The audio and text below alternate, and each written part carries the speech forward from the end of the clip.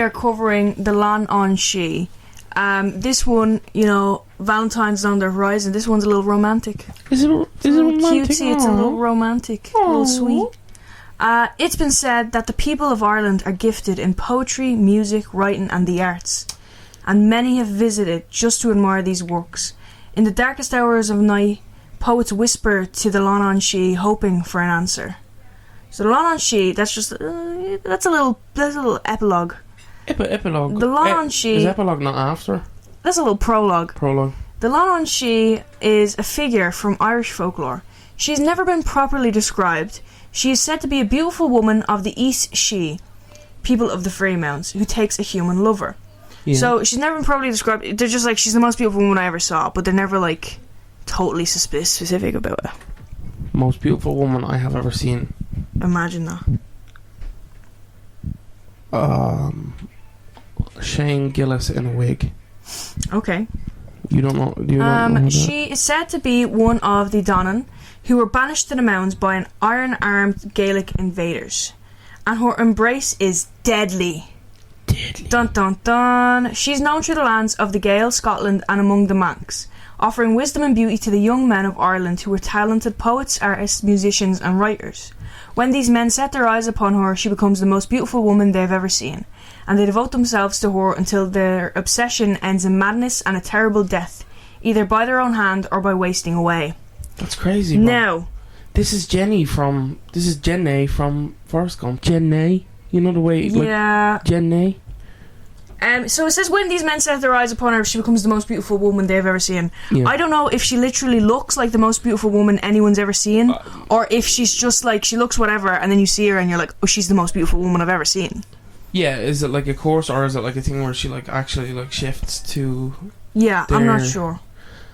I'm imagining like. Or if she just looks whatever way she looks, and then you see her and you're like, okay, she's the most beautiful person I've ever seen. Yeah, it distorts your memory, kind of, or your attitude towards her. Yeah. That's the way, and the energy I'm bringing to this. There isn't actually much on her. Yeah, there isn't much, and a lot of it is mainly the same, like, oh yeah, she's really beautiful, and like, you know, you see her, you go, man, whatever. If you listen to I Just Died in Your Arms Tonight, you will understand. It's all very samey when it comes to her. Same. So there isn't much to talk about, actually. Yeah, okay. But the more they suffer at her hands, the more they are drawn to her. Every moment away. That's crazy. This is crazy. So this is like very. It kind of feels very like abusive. Oh yeah, it's toxic. Like, it's toxic. Like this feels it's like kind of a euphemism. No, what's the mantis that eats their husband? Yeah, something like praying that. mantis. Except it's just kind of driving him insane to kill himself. And then like decapitating and eat his head after they're done. Every moment awake they spend searching for her, unable to eat or sleep until she graces them once again with her presence, and their shaking pens write all the more magnificently. Magnificently? Why are you struggling? Magnificently? I'm just struggling with my words today. To them she becomes desire itself, a pathway to strange realms almost beyond the imagination. So she also like inspires them to write. She becomes like their muse. Yeah, the muse. So they like seek her. They're like, oh, I can't write without you. I can't like make my stuff without you. How can I can't even like live without you, bro. Yeah. Lovers of the Leannan Sidhe are said to live brief, though highly inspired lives. It's a trade-off. You become like a really famous poet. So really great work. But you die. Here's how you counter this, right? And this is where, like, you know who was all the better for this? Oscar Wilde. Is Oscar Wilde the Irish chap? Okay. He was gay and also a great writer. So he didn't need... Oscar Wilde was a great writer. No, we're going to get into this. Oh, yeah, but... What I'm saying is, like, she had... I believe... I was going to say cake and have it too, but then you said she isn't always a woman. Alright, well, I forget I said anything. Oh, wait. There is at least one reference to a male Leannan Sidhe troubling a mortal woman, so it's not always, like... I'll go fuck myself. She isn't, like... She's there to like make people. Yeah, she's not like. It's like a. She's not constrained by that kind of stuff. She doesn't care about gender or anything. She's just like, I want someone to find me fit and then kill themselves. What is the thing? Is it clownfish? Are like they're all male and then I can't remember the word for it. Is it asexual?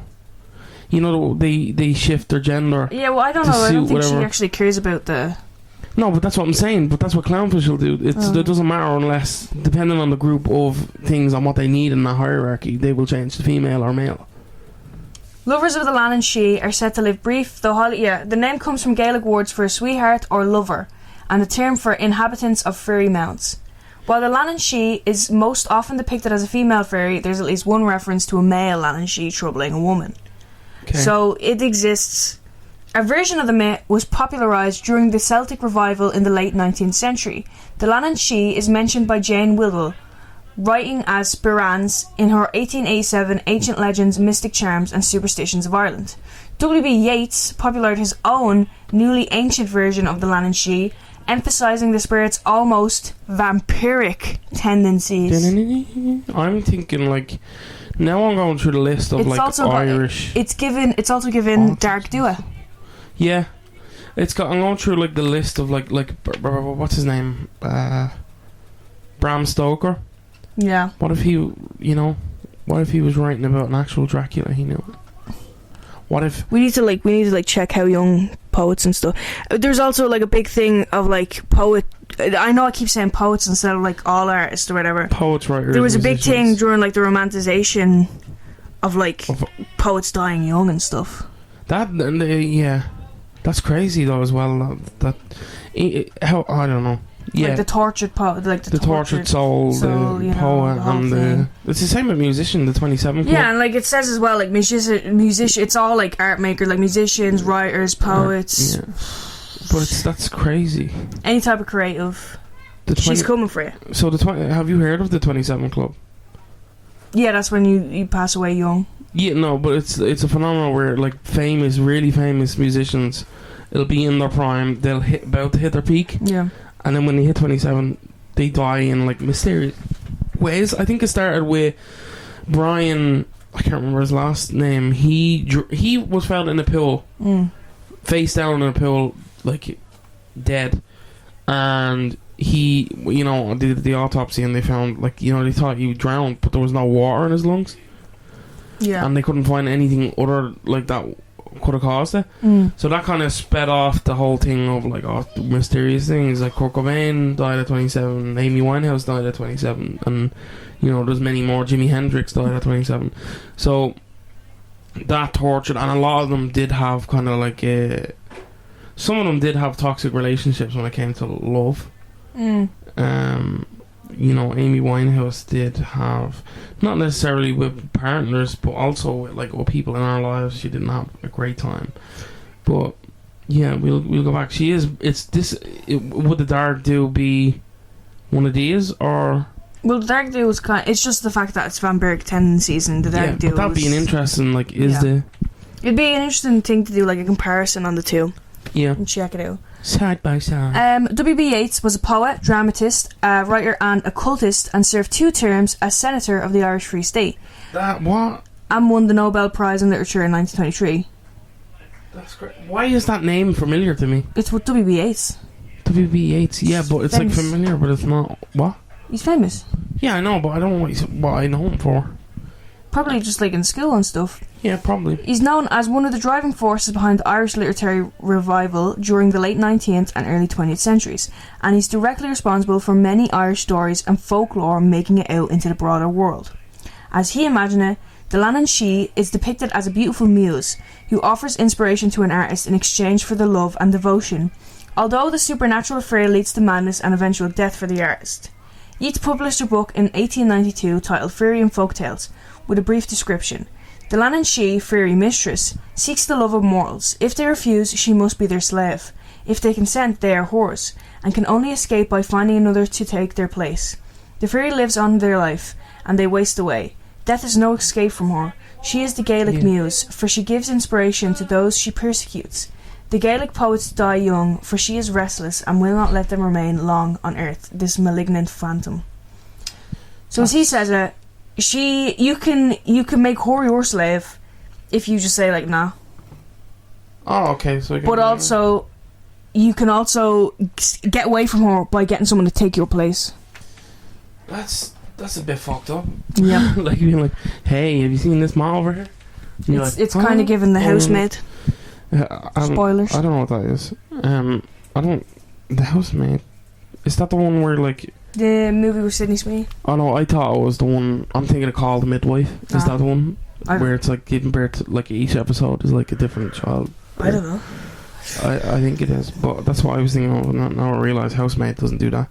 His description of the Leannan Sidhe and many other tales are either accurate, controversial, or riddled with problems. He wasn't the first to mention this type of Irish muse by the name, though. A few years before, in 1887, there was another publication with an entry. Jane Wilde wrote about poet inspiration, Odin the Poetess, in ancient legends, mystic charms and superstitions of Ireland. Wilde's entry is more of a story than a description, and it doesn't really touch on the darker aspects mentioned by Yeats. As far as the price or the deal the Leannan Sidhe requires for her inspiration, the only people to know for sure are probably those who've taken it. W.B. Yeats himself lived an inspired life like one would expect of a person with their own Leannan Sidhe, yet he lived until the age of 73. So, unless... So he swapped places. So people were like, "Oh, he was affected by the Leannan." No, they were saying like he lived a life. He was really like you would inspired expect life. it of him. Like and if that's the one. If he was after one, you would expect it to be okay. It's probably safe to say he didn't cut a deal, but who knows? Especially with all of his knowledge on Irish folklore and fairies. One source claims that she will only appear to a man of Malaysian blood, and some have speculated that she desires to eternally torment the descendants of the race that drove whores beneath the fairy hill. She may have been a servant of Queen Anya, who made her abode in Knockany, or Knockany as it is known today in County Limerick. One tale claims that Queen Anya was the most famous Leannan Sidhe in Ireland. She was regarded in Westminster as a sun goddess of fertility, love and sovereignty in the Iron Age. The goddess Anya was later transformed into a beautiful fairy queen in Irish folklore. The fairy queen Anya was known to be particularly fond of young poets and indulged in many brief affairs with the love-struck men. Some were taken away to her kingdom in the other world, never to be seen or heard again. Anya remained the respected guardian of the people of Westminster. The pagan midsummer rituals dedicated to the goddess continued on the sacred hill of Knockany. It is said to prevent the undead Leannan Sidhe from rising, one must put a cairn of stones over her resting place. So the cairn stones are like a pile of stones. Yeah. So cairn stones are individual stones placed as part of a cairn, which is a human-made pile or stack of stones intentionally arranged for a specific purpose. The term comes from the Scottish Gaelic cairn, meaning heap of stones. This practice is symbolic. There is no single myth that mandates it, but several overlapping folklore functions that explain why this could work. And you know who else did this? The Dark Dua. We gotta look into that. In Celtic tradition, stones, especially stones piled up, served to impose order on the places associated with the East Sidhe, the fairy folk. A cairn signifies that a site has been acknowledged and bounded. In the case of a Leannan Sidhe, whose influence is dangerous, the cairn functions as a symbolic containment. Fairy folk are very sensitive to recognition and respect. Leaving stones is a minimal but meaningful offering, which signals to any passerbys the presence and power of the being associated with the site. This reduces the risk of offence. Stone had long been regarded in the Celtic belief as stabilising and enduring. A cairn can symbolically anchor a spirit, helping to prevent her influence from wandering or reasserting itself in unpredictable ways. Some might take the deal, but this is the deal between the Leannan Sidhe and the... would you take it? The deal? Live a short life, very inspired life. Here's the thing, I don't care. Beautiful woman. But I don't get the beautiful woman. Yeah, but you'd see her, you'd be like, she's the most beautiful woman ever. I have to be with her. So it's kind of like the second you see her, you're so I only really, all I'm gaining out of that is I get to see her, I get to pine over her, I get to write about or sing about how much I pine over her. It's, I don't, no thank you. No, thank you. Some might take that deal, knowing full well what it means, but the Leannan Sidhe is a type of fairy creature from Irish folklore, and anyone who knows anything about Irish folklore knows that none are to be trifled with. I will not be trifled with. I shall not be trifled with. Legend says that even death itself is no release from her embrace, for she brings these tormented souls back to the other world, where they sing for her forever. So you can't escape.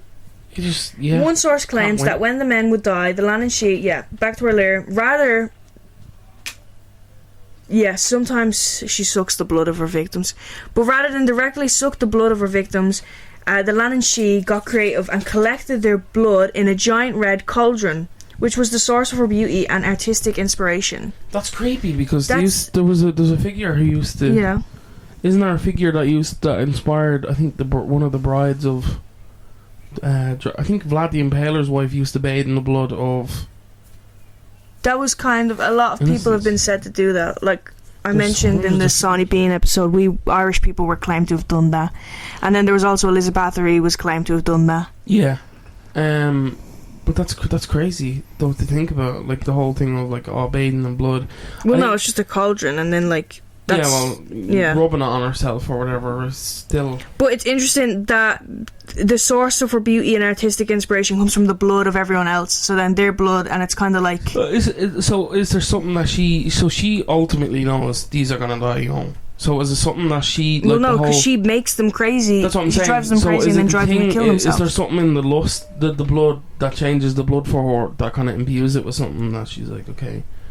Because otherwise, why wouldn't you just go out and take it? That's just their thing. No, but that's what I'm saying. Imagine, Mel, have a little. There is a 2017 horror movie called Muse, written and directed by John Bohr. Features the Leannan Sidhe. Yeah, this is just the only modern thing I can find about her. Leannan Sidhe, yeah. I haven't watched it, but it features her as the mythical and deadly spirit who becomes the muse and the lover of a painter. Just to know here that this whole thing kind of reminds me of. A story from the manga Tomi by Junji Ito. Yeah, she's just kind of like, it's kind of like a succubus type situation as well, where like everyone thinks she's really beautiful, but then like they eventually are driven to kill her by her beauty. They're like, you're so beautiful, I'm gonna have to chop you up into lots of pieces. Yeah, no, I've heard of stories like that where it's like, if I can't have you, no one can, or the derangement of it. It does seem like a very like euphemism for like toxic relationships and shit like she's that. Toxic. She's toxic, he's toxic also, literally. If no one can have a. Yeah, I thought it was very fun. I thought she was. Yeah, it's fun. It's fun. I don't think I'd like to run into it. Here's the thing: if I look at her by accident, am I just done? Or I have to make the deal. Like, I have to be like, deal. You would see her immediately and think, you're the most beautiful girl in the world. I want to be with you. I have to be with you. And then she'd say the deal, but you were already kind of like obsessed with her. So like it's like a fake. So you kind of have to be strong-willed to. But there's no like proving that works, and there's no like story like, oh, this guy did it. I think I could do it. I could. Dylan, dead age 23. Okay, that's all the I got. The podcast starts to get really good for a few years, and then I get hit by a bus. It's an interesting story. It's a cool story. It's one of those Irish legends that's kind of like a little bit like it kind of feels like don't be a creep in a way, and also like toxic relationships ain't for you, buddy. But yeah, I like that. That's what we have for you today. Kind of a short one. Yeah. But there's not much to say about it. There's not much to say, and you know what? We're not going to push it. We're not one of these that's going to drag a topic. We're going to go around and round and round of it, and we're going to make shit up. No. We're going to give you what we found, and that's it. Alright? So yeah. Check us out on social media. Check us out wherever you see fit. If you enjoyed this episode and it's the first one you're hearing, go back and check out some of the other episodes. We've done a lot of Irish mythology. We've done a lot of other kind of cryptids and stuff that falls into kind of more paranormal rather than folklore. So yeah, that's all we have for you this week. So we will catch you in the next one. Goodbye.